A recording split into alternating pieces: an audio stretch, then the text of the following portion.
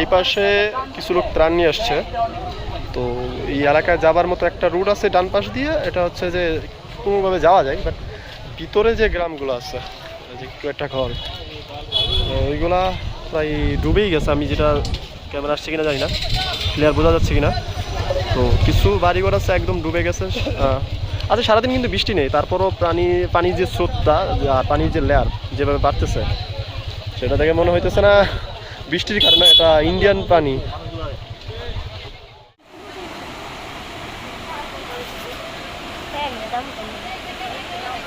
বন্যাটা কাছ থেকে না দেখলে বোঝার উপায় নেই যে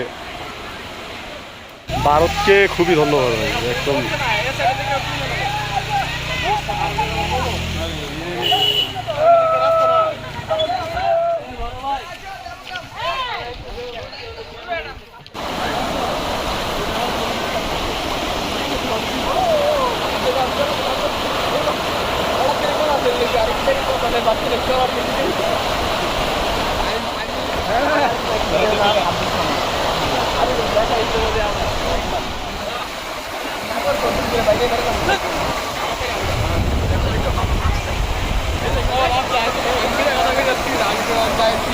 রুট ভাঙ্গা একদম শেষ।